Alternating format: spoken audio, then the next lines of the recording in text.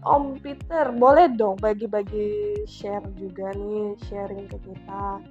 Untuk properti, Om punya hanya untuk tempat tinggal atau ada lagi nih sebagai bentuk investasi ya, Om? Ini buka-bukaan di sini. Iya, boleh dong. Bisa ketahuan dong aset Om berapa di sini. Kan maksudnya Om ada kayak pikiran gak sih untuk investasi nih di bidang properti kan juga ada nih Om. Iya. Siapa tahu kan Om juga salah satunya gitu.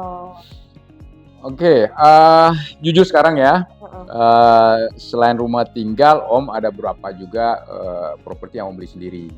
Tambahan ya, properti yang landed house, ada juga properti dalam bentuk apartemen. Nah, properti dalam landed house itu pada saat Om beli yang di BSD, terus kemudian BSD itu semakin hari semakin berkembang, tol yang Bintaro juga sudah mulai jadi, otomatis kita logika berpikir gini loh. Tadinya maaf nih ya, istilah kasarnya dulu teman-teman sampai bilang, lu ngapain beli rumah di tempat jin buang anak pada saat itu, karena jujur jauh, ya kan ya. Tapi feeling ya, namanya kita feeling, dan ya itu Om bilang tadi, yang penting adalah ini developernya siapa. Kita cari tahu dulu track recordnya dia gitu loh. Dia nggak yang aneh-aneh gitu loh. Ngebangun sesuatu itu yang memang surat-suratnya semua ada. Ya, lahannya legal gitu loh. Ya, maaf, walaupun ada juga pengembang-pengembang yang besar, ya tapi ya bermasalah gitu kan ya. Nah itu juga harus hati-hati. Ya, jadi jangan berpatokan bahwa oh pengembang besar itu selalu bagus, nggak juga. Ada kok yang besar yang nggak benar gitu loh ya. Jadi akhirnya pas udah mulai berkembang tuh, udah mulai jalan tol, rumah sakit, sekolah-sekolah sudah mulai banyak di BSD, langsung berpikir, wah ini akan bakalan jadi daerah yang bagus. Ya, nah sebelah Om tinggal, akhirnya Om lihat di sebelahnya. Ya. Dan dari tahun 94 Om beli dengan harga puluhan juta loh. Itu tahun 90-an ya Om? 94. Ya, tanah sekitar 90 kalau nggak salah ya. Itu rumah hunian pertama. Ya. Tahun 2004 ya, 2004 atau 2002 lah pokoknya, ini dijual sebelahnya Om itu 150 juta. Exactly sama ukurannya, tipenya semua sama. Nah, berarti dari anggap aja ini kalau nggak salah sekitar yang pertama itu mungkin sekitar 90 jutaan lah ya. Ke 150 juta berapa persen tuh? Lumayan itu. Nah, ya kan? Dari 95, 96, 97, 98, 99, 2000. 2000 Om belinya. 6 tahun untuk kenaikannya. Ya kan ya? Nah, disitulah Om berpikir bahwa ini boleh juga sih berinvestasi juga gitu loh. Padahal Om nggak pernah berpikiran untuk berinvestasi di properti yang kayak kamu bilang ya. Iya. Kita mencari rumah pertama itu hanya untuk hunian. Karena umur 30-an. Ya, tapi setelah itu terpikir juga kenapa enggak juga ya kita beli buat investasi. Dan selanjutnya Om beli yang sekarang tinggal di cluster, ya kan. Jadi Om itu sebenarnya punya tiga properti di BSD sama satu kios di Intermoda yang baru. Kan ada pasar modern. Betul. Intermoda kalau nggak salah dekat Cisauk. Ya, itu yang dekat stasiun Cikaus itu kios ya, karena itu kan mau bikin pasar modern juga. Yang pertama beli 2 ini, satu sudah Om jual, yang satu masih tinggal, sama satu yang di klaster masih ditinggal juga ya. Nah itu jadi properti itu ya kita boleh aja berinvestasi, tapi kembali lagi gitu loh, kita juga harus lihat pengembangan kedepannya seperti apa. Jadi apa yang memang waktu pertama kali Om beli, maaf nih, akhirnya Om bilang bahwa ya BSD itu dia komit dengan promise-nya dia, komit dengan awalnya dia itu mau ngembangin seperti apa. Ya kan ya, akan jadi jalan tol, akan bikin kawasan hijau, akan bikin pasar modern, itu benar-benar terjadi gitu loh. Ya kan yang Om bilang lagi, developer itu kan kembali lagi kalau dia memang mau laku barangnya ya otomatis apa yang dia gambar di market itu bukan hanya nice to see aja gitu loh, bahwa oh bagus kalau bikin market tuh kayaknya wah banget gitu kan ya. Tapi itu yang dia komit. Ya, jadi ini kembali lagi, ini kita cuma hanya Om nggak mau nanti dipikirnya Om menjual sebuah produk. Bukan ya. Enggak, Ya, ini bukan sharing itu. aja. Ya, jadi bukan itu. Ini pengalaman pribadi karena Om memang tinggal di BSD.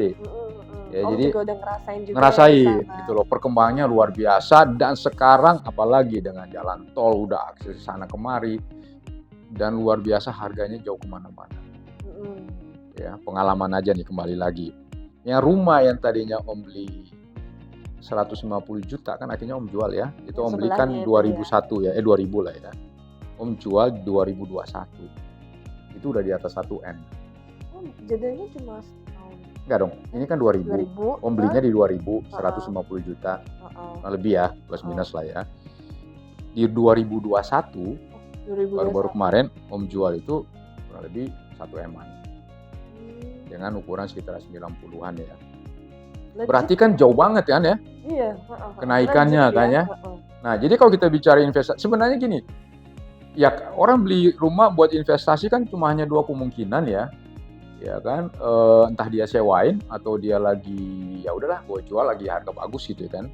Jual pun mungkin karena dia mau buka usaha atau mungkin karena dia lagi BU.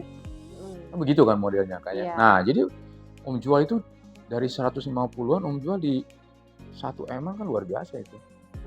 Dan akhirnya orang itu nyari daerah-daerah Tangerang. Iya kan, sampai Sumarekon, sampai Alam Sutra. Jadi satu kawasan itu luar biasa gitu berkembang karena saling mendukung satu sama lain ya. Orang BSD main ke Sumarekon, ya orang Sumarekon main ke BSD. Dulu nggak ada loh, dulu tuh ada pelangnya. Kita nggak bisa tembus ke Sumarekon.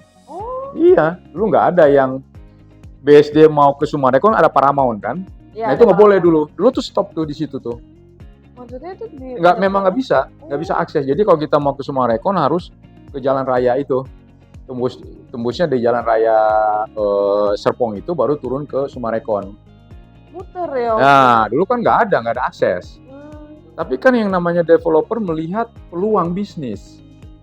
Di sini kan mereka buka-buka bisnis restoran dan sebagainya. BSD pun sama. Kenapa nggak dibuka aja? Nah itu yang Om bilang gitu loh, bahwa kalau kita developer besar, kita yakin kok mereka cara berpikirnya tuh berbeda gitu loh. Akhirnya sekarang kan orang BSD kalau mau main ke Sumarekon nggak usah muter ke Jalan Raya Serpong lagi. Tinggal tembus aja. Orang Sumarekon mau main ke Ion, mau main ke Cubic, atau mau main ke Breeze, sebaliknya. Orang BSD mau main ke Sumarekon, mau apa. Nah itu dulu nggak ada akses itu. Sekarang dibuka. Nah jadi ya kembali lagi ya. Kalau soal investasi, ya kita kembali lihat perkembangan daerah itu akan seperti apa. Dan harus cepat. Karena kalau kita telat jadi udah mahal. Ya kan semua orang juga akan berusaha sedemikian rupa kan ya. Tol akses sudah jadi, semua udah ada. Jadi kita kalau mau ke Jakarta nggak penting lagi. Semua udah ada di BSD, Sumarekon, Alam Sutra itu udah satu daerah semua udah. Nggak perlu lagi kita mau cari apa sih di Jakarta, macet. Ya, buang-buang duit aja ke sana kan. Gitu. Om selama beli properti ini ada suka dukanya nggak sih Om? Kayak ada pantangannya atau lancar-lancar aja. Jadi ini selama ini kan Om beli dari developer semua ya Om ya? Berarti ya? Mostly ya. Atau ada yang dari second hand juga Om? Ada yang sekarang di cluster Versailles itu.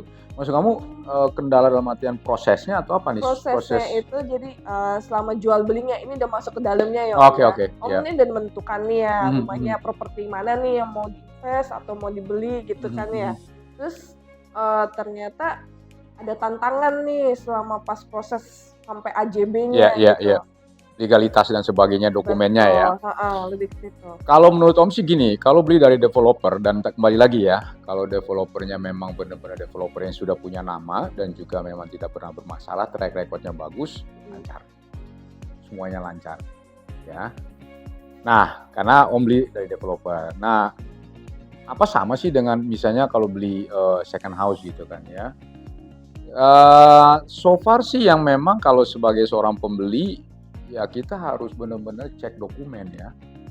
Dan biasanya kan kalau dari tangan kedua bukan masalah fisik rumahnya yang menjadi utama kita ya. Karena kan kalau kita beli rumah second tuh pasti ada lah yang harus kita benar-benar, itu udah pasti. Ya itu ada biaya tersendiri. Tapi harus kita waspadai sebenarnya dokumen-dokumen ini nih, Betul. ya IMB dan sebagainya. Terus nanti ada, saya nggak tahu lah, ada gambar apa dan sebagainya, itu kan harus ada. Terus kita harus cek juga di pemerintahan, ya kan bener nggak gitu kan, cek juga di pertanahan dan sebagainya. Ya paling yang Om rasakan adalah begini,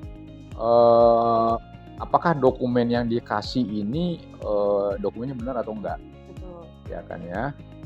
Dan kalau kita sudah lewat proses arah ke notaris, itu biasanya yang meminta tolong adalah notaris untuk cekin dulu semua, Oke. ya kan, karena mungkin aksesnya notaris ke developer, ke badan pertanahan, ke pemerintahan, ya kan, surat-surat dan sebagainya, ya kan dia lebih punya akses ya dibandingkan dengan kita gitu loh, supaya kalau pada saat kita melakukan transaksi secara legalitas semua clear gitu kan ya. Nah itu aja sih yang kalau Om rasakan waktu beli second house itu atau rumah yang dari pembeli pertama, ya itu yang memang agak worried gitu loh. Tapi itu selama Om beli juga di BSD aman-aman aja kok. Ya karena si pembeli juga punya surat-surat gitu kan ya. Yang paling penting adalah surat-surat dari si pembeli ini kan kita harus cek. Ya sama aja lah kalau beli mobil bekas gitu kan ya, kan harus cek STNK, BPKB ini bener nggak sih di kepolisian tercatat, terdaftar atau tidak kan gitu kan. Jangan sampai kita beli tapi ternyata mobil curian lagi. Nah bisa jadi gitu ya kan ya, karena mungkin BPKB dan STNK-nya itu palsu gitu kan ya. Nah kalau dibeli rumah atau tanah dan sebagainya sih sebenarnya itu perannya notaris gitu loh. Jadi kan Om juga minta tolong mereka untuk check-in gitu kan ya. Karena kan kita udah mulai proses mau jual beli ini kan sudah mulai ada proses kerjasama dengan notaris. Ya kalau Om ya, jadi Om lebih percaya notaris gitu loh. Tolong dong lu cek dong ini gimana sih keabsahan dari dokumen-dokumen yang rumah ini gitu loh. Sampai detail-detailnya. Dan ternyata kalau semuanya oke ya sudah. Nggak usah worry gitu. Nah itu yang paling penting gitu loh, jangan sampai kita nggak cek, tahu-tahu yang sekarang lagi banyak apa sertifikat bodong lah, apalah dan sebagainya gitu. Apalagi kalau beli tanah gitu kan ya, yang bukan beli dari developer. Kalau developer seharusnya udah dibebasin semua, udah beres. Kalau waktu proses sama notaris itu, Om ada menyelidiki juga nggak sih notarisnya gitu? Apakah trusted atau enggak gitu kan? Nah, biasanya itu notaris-notaris yang sudah direkomend. Ya, yang memang sudah banyak apa ya, dia melakukan kerjasama dengan developer itu gitu loh ya, dan udah cukup lama. Benar, pasti Om cari tahu dulu gitu kan, ini notaris ini dia pasti akhirnya dia kan biasa notaris itu pegang area ya, misalnya di areanya di daerah sini gitu kan ya. Kita cek, paling gampang adalah cek ke dalam developernya ya kan ya, ke developernya selama ini Om pakai notari apa aja gitu kan ya.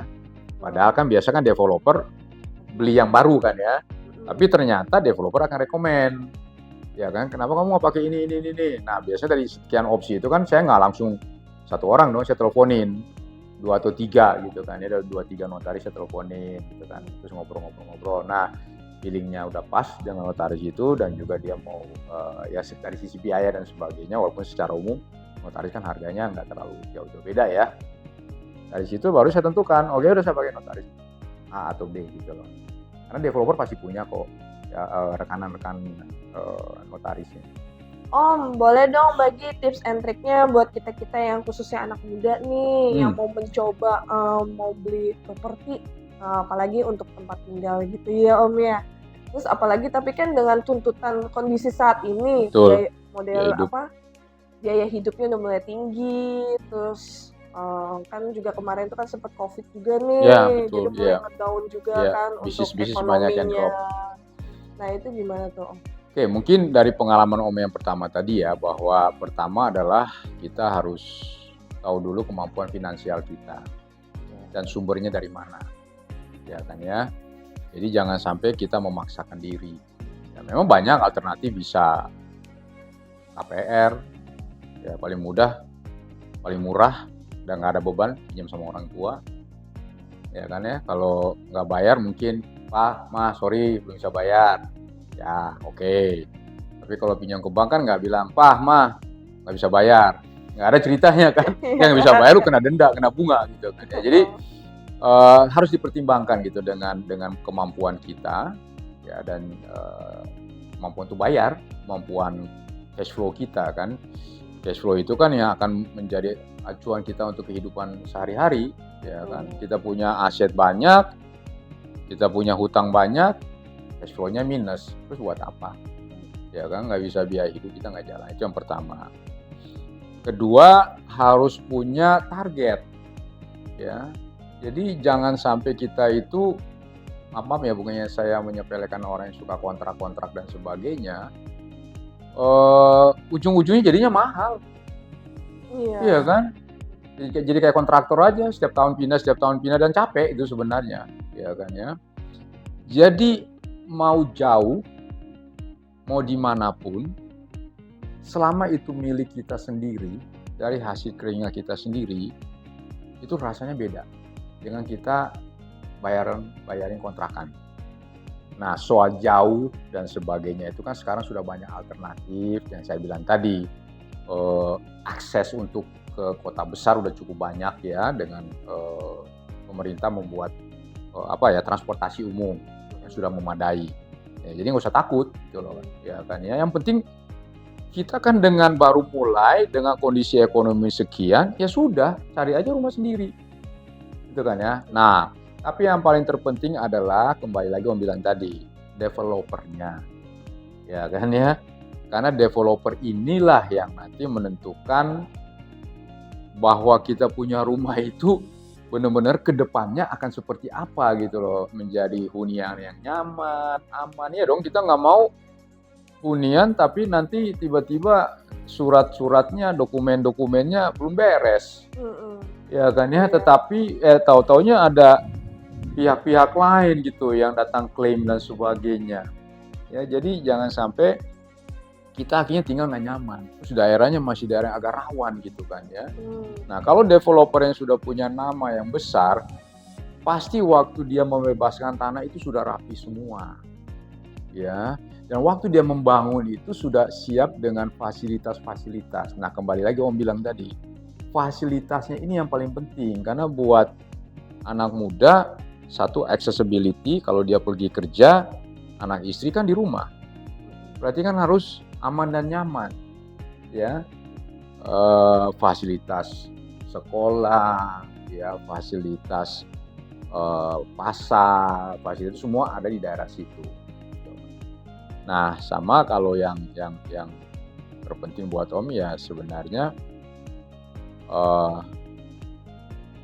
pikirkan kedepannya dari yang kita beli ini, rumah ini yang kita beli ini kan nanti kita harus kembangin lagi gitu kan ya. Yang kembali tadi Om bilang, apakah ini mau jadi nanti saya mau beli investasi dan sebagainya, nggak penting gitu ya. Yang penting adalah gimana kita punya rumah dulu, satu punya kita sendiri. Nah, itu aja sih Om. Sama yang terakhir tadi Om bilang ya, survei itu paling penting. Ya, itu survei paling penting ya. Brosur ya bisa bicara 1000 bahasa. Ya, 1000 makna. Tapi yang menentukan bahwa kita datang dan kita melihat, dan jujur loh, pengalaman Om itu kadang-kadang itu kan apa ya, kayak ada feeling ya. Ya, waktu datang ke tempat ini kok kayaknya mungkin rumahnya kayak oke, tapi kok kayaknya nggak sreg. Ya, kesini nggak sreg gitu loh. Ada perasaan gitu ya. Aduh kok kayaknya nggak enak ya tempatnya gitu ya. Tapi entah datang ke BSD walaupun orang bilang jauh dan sebagainya, daerah Tangerang dan sebagainya, tapi kok klik gitu loh. Nah, itu yang paling penting, makanya harus datang survei. Ya, jadi jangan cuma hanya berdasarkan brosur yang pengalaman Om tadi, datang ke Parung ternyata masalah dengan tanah. Ada tanah orang lain gitu loh, developernya udah main bebasin tanah, ada pelang gede lagi. Ya, jadi pengalaman aja ya. Itu aja sih. Makasih ya Om. Sama-sama. Nah, untuk para prolog, jadi sesuai dengan sharingnya Om Peter nih, paling pertama kita tuh emang harus survei, penting banget itu survei biar kita tahu untuk lokasinya sama untuk di jalanannya tuh bagaimana keadaannya. Lalu kita juga perlu banget sih mempelajari developer yang akan kita ini transaksikan jual belinya juga. Nah, jadi jangan main asal kita beli properti sama developer, Betul. ternyata bermasalah developernya Iya. ya Om ya. Jadi dokumen-dokumennya menghambat Betul. kita sampai akhirnya kita mendapatkan properti yang kita inginkan. Nah itu ya property lovers, semoga sharing kali ini dapat membantu teman-teman sekalian. Nah ingat juga untuk subscribe, like, dan share supaya yang lainnya, teman-teman yang lainnya juga tahu untuk pengalaman-pengalaman yang sudah kita sharingkan. Ikuti kami terus, nanti kami akan ada tamu-tamu menarik lainnya yang akan membagikan pengalaman-pengalaman kepada property lovers sekalian. Oke, sampai jumpa. Bye-bye.